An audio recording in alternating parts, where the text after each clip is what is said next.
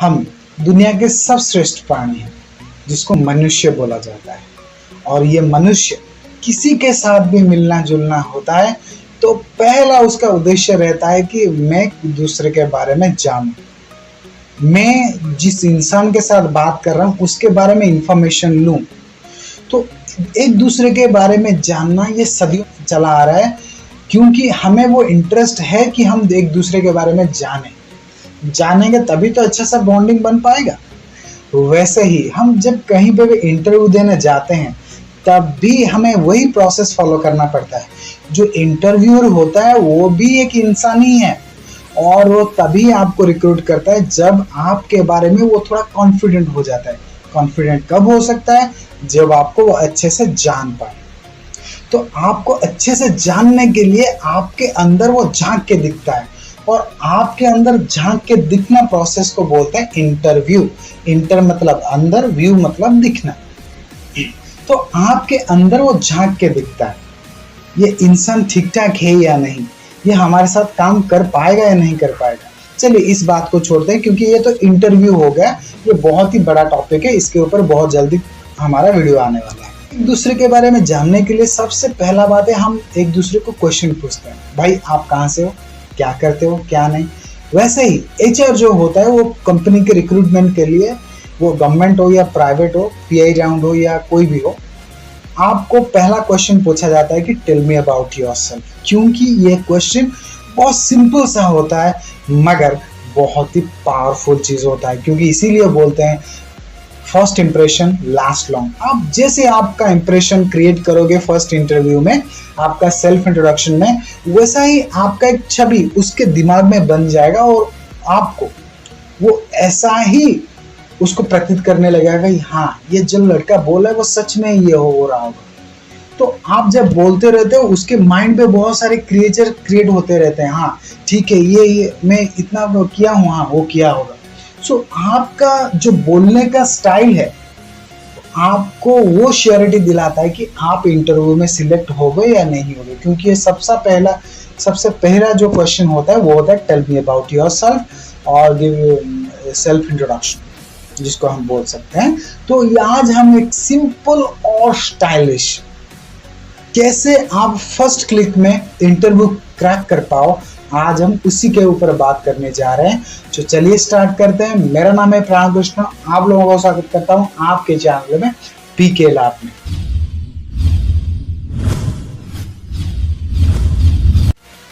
दोस्तों आज का जो टॉपिक है वो सेल्फ इंट्रोडक्शन है। मैं आपको बहुत ही सिंपल सा तरीका बताने वाला हूं, जो तरीका आपको हेल्प करेगा इंटरव्यू क्रैक करने में। दैट मीन्स आपका सेल्फ इंट्रोडक्शन प्रिपेयर करने में।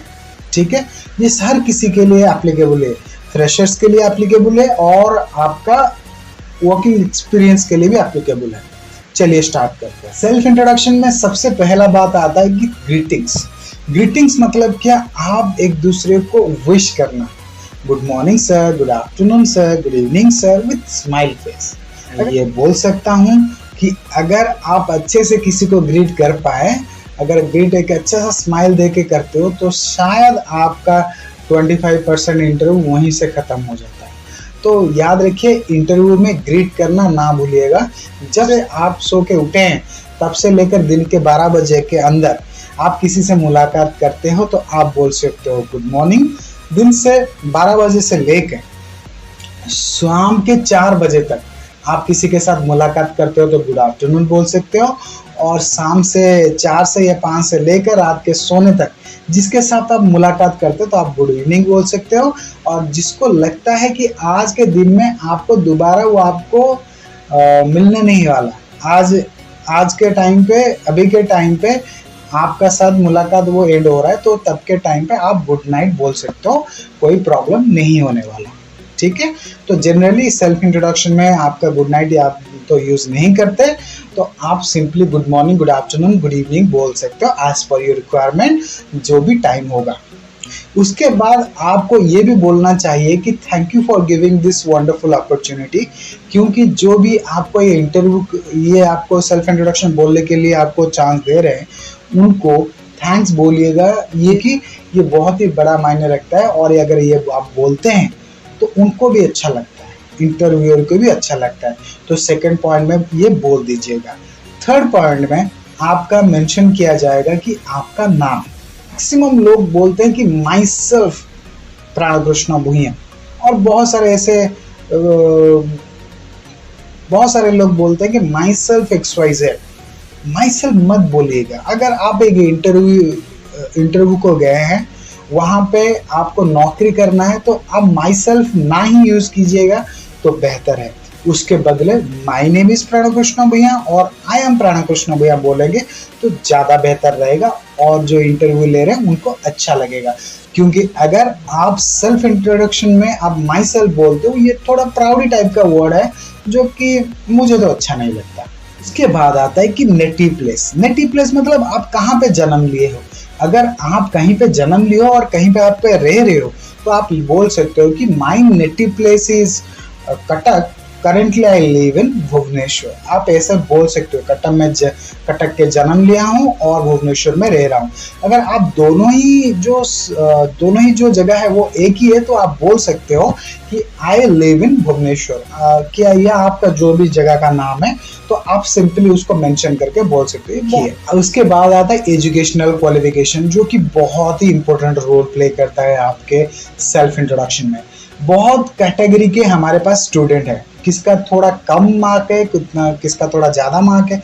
जिनका ज़्यादा परसेंटेज होता है वो चिल्ला चिल्ला के बोलते हैं दुनिया के सामने, मगर जिनका थोड़ा कम होता है वो शायद रिवील करने के लिए नहीं चाहते। तो उनके लिए एक मैं बहुत ही अच्छा वाला पॉइंट लेके आया हूँ, बीच का रास्ता निकाला हूँ, जो कि आप सांप भी मर जाए और लाठी भी ना टूटे। चलिए मैं आपको इसके साथ बात करता हूँ। अगर आप 10th सिर्फ पास आउट किए हो, तो आप सिंपली बोल सकते हो, आपका परसेंटेज रिवील ना करते हुए आप बोल सकते हो, I have completed 10th from BSc board of Odisha in the year 2001 और वट जो भी है। उसके बाद आता है कि +2। जो लोग +2 कंप्लीट किए हैं वो एक ही साथ बोल सकते हैं 10th और +2 को। कैसे? I have completed 10th and 12th from BSc and CHSE board of Odisha respectively. देखिए मैं क्यों ये BSc और CHSE, मैं उड़ीसा का बंदा हूँ, इसके वजह से उड़ीसा में जो बोर्ड्स है 10th और 12th के लिए मैं उनका नाम ले रहा हूँ। BSc and CHSE board of Odisha respectively मैं उनका नाम ले रहा हूँ। अगर आप दूसरा स्टेट से हो और आपको लगता है कि ये आपका जो स्टेट का बोर्ड है वो अलग है, तो डेफिनेटली यहाँ पे आप अपना बोर्ड का नाम यूज कीजिए, क्योंकि जो कि आपके लिए रिलेवेंट है। मैं आपको एग्जाम्पल के लिए बता दिया। उसके बाद आता है, आप अगर कोई चीज़ सपोज मान लीजिए आप ग्रेजुएशन भी ख़त्म किए हो, तो आप सिंपली बोल सकते हो I am a BA graduate, BSc graduate और BCom graduate from XYZ university. ठीक है। उसके बाद आता है आई एम परसुइंग। आप अगर कोई पढ़ाई कर रहे हो अभी भी, तो आप बोल सकते हो आई एम परसुइंग, और ऐसा आप बोल सकते हो कि I am continuing PG at Utkal university. आप ऐसे बोल सकते हो, या जो भी आपका चीज़ें हैं। सपोज मैं ऐसे बोल सकते हो कि आई एम कंटिन्यूइंग और I am pursuing MBA at Utkal university in HR and marketing बोल सकते हो। ठीक है। एजुकेशनल क्वालिफिकेशन आप अपना डिटेल्स रिवील ना करते हुए भी एक अच्छा इम्पैक्ट, एक अच्छा वाला इमेज क्रिएट कर सकते हो रिक्रूटर के सामने। के बाद आता है वर्किंग एक्सपीरियंस। वर्किंग एक्सपीरियंस क्या है? अगर कहीं पे आप काम किए हो और अगर आप एक्सपीरियंस हो, तो ये लाइन बोलना बहुत ही ज़रूरी है। अगर आप फ्रेशर हो तो इस लाइन को डिलीट कर दीजिए। सब फॉर एन एग्जाम्पल, अगर मैं कहीं काम किया हुआ हूँ तो मैं बोल सकता हूँ I am working with XYZ company limited as a trainer और फैसिलिटेटर सिंस जो भी है। उसके बाद आता है पर्सनल और प्रोफेशनल अचीवमेंट। अगर आपके पर्सनल लाइफ में या प्रोफेशनल लाइफ में, प्रोफेशनल मतलब जहाँ पे आप काम करते हो, अगर कहीं कुछ आपका अवार्ड अगर मिला होगा आपको, तो आप बोल सकते हो I have received best performer award from my employer. कहीं पे आप कुछ भी बोल सकते हो वैसा।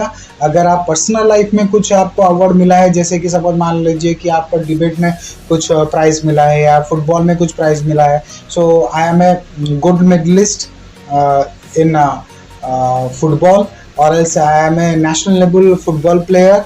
सो आप ऐसे आप मेंशन कर सकते हो अगर आप पर्सनल और प्रोफेशनल हो तो। अगर नहीं है तो प्लीज़ उस लाइन को मत बोलिएगा। आई हैव नो अचीवमेंट मत बोलिएगा, सिंपली उस लाइन को डिलीट कीजिए और वैसा ही फ्लो करने दीजिए। उसके बाद एक बहुत ही इंटरेस्टिंग सा पॉइंट आता है कि हॉबीज़। ज़्यादातर पहले से हम हॉबीज़ बोलते थे, मगर आई वुड रिकमेंड कि हॉबीज़ मत बोलिए, क्योंकि अगर आप बोलोगे कि माई हॉबीज़ प्लेइंग क्रिकेट, सो वो वैसे पूछ सकते हैं कि if your hobby is playing cricket why don't you make your career in cricket. अगर आपका हॉबी क्रिकेट खेलना है तो अब करियर क्रिकेट में बने हैं ना, यहाँ पे क्या कर रहे हैं। तो just to avoid all those things आप बोल सकते हो कि I love to play cricket in my free time. So उसके बाद हॉबीज़ के बदले यहाँ पे आप यूज़ कीजिए आई लव टू, और ये मेंशन भी कीजिएगा कि इन माई फ्री टाइम। सो यहाँ पे प्रोफेशन और पैशन थोड़ा अलग हो जाएगा और आपको वो बचा के रखेगा रिक्रूटर के क्वेश्चन से। उसके बाद आता है कि योर स्ट्रेंथ।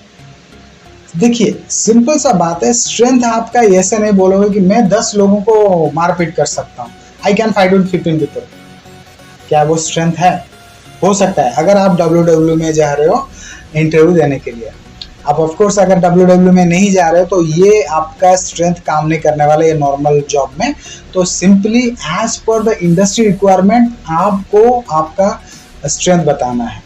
तो ऐसा स्ट्रेंथ मत बताना जो कि इंडस्ट्री के रिक्वायरमेंट में ही नहीं है, आपको नौकरी से निकाल दिया जाएगा या आपको रिजेक्टेड कर दिया जाएगा। मैं सिंपल सा बात बताता हूँ, अगर आपका कोई भी स्किल अगर कंपनी के बेनिफिट में नहीं आया या कंपनी को रेवेन्यू क्रिएट नहीं कर रहा है तो कंपनी आपको कभी भी रिक्रूट नहीं करेगा।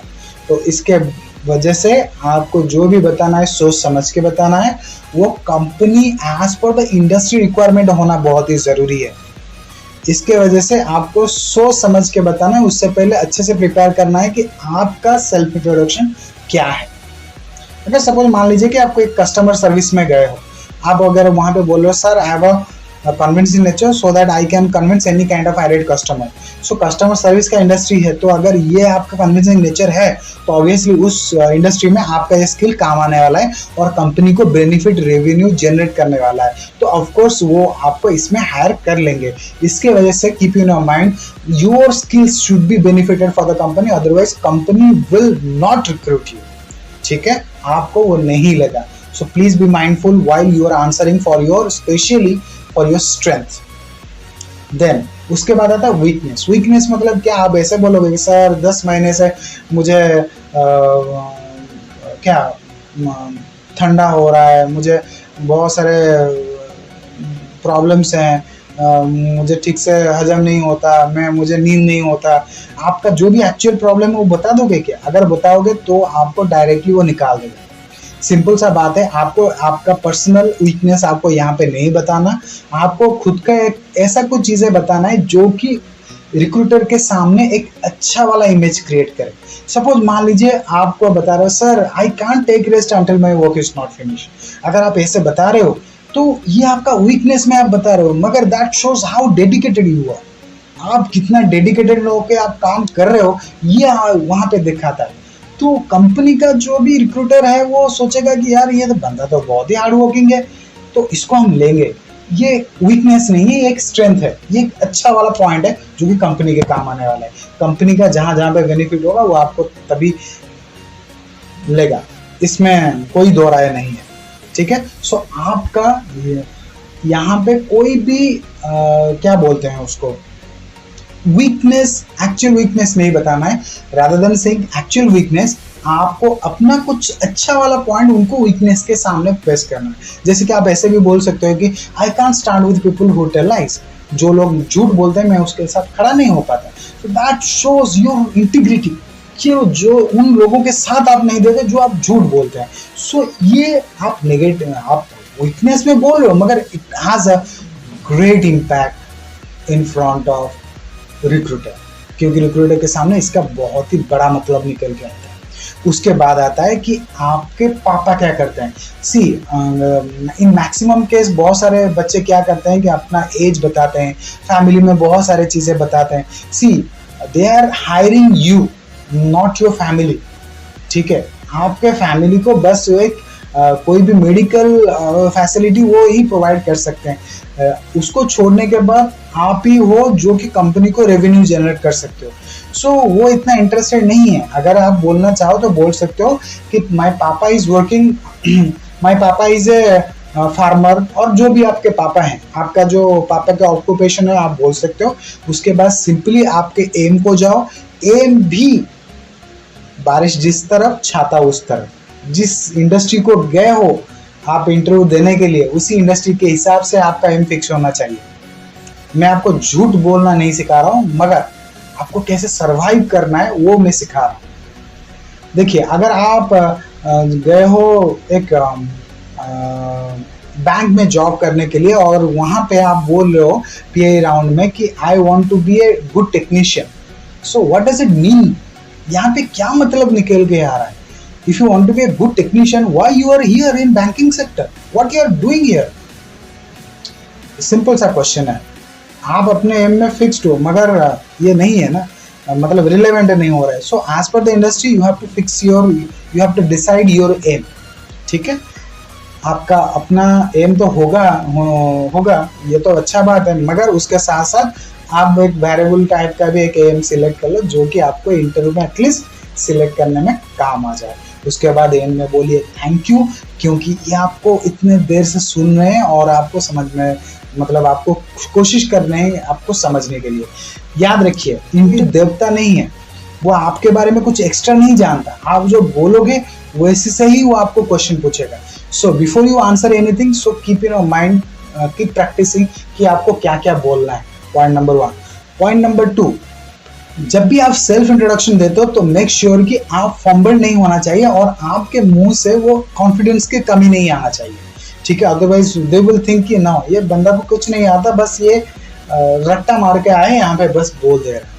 और याद रखिए, पहले से 120 सेकेंड से 150 सेकेंड आपका सेल्फ इंट्रोडक्शन होता था, मगर आज के मॉडर्न डेज में इतना टाइम नहीं होता आपको सुनने के लिए। सो ट्राई कीजिए कि 2 मिनट के अंदर ही आपका जो इंटरव्यू का सेल्फ इंट्रोडक्शन का जो सेशन है उसको ख़त्म करने के लिए।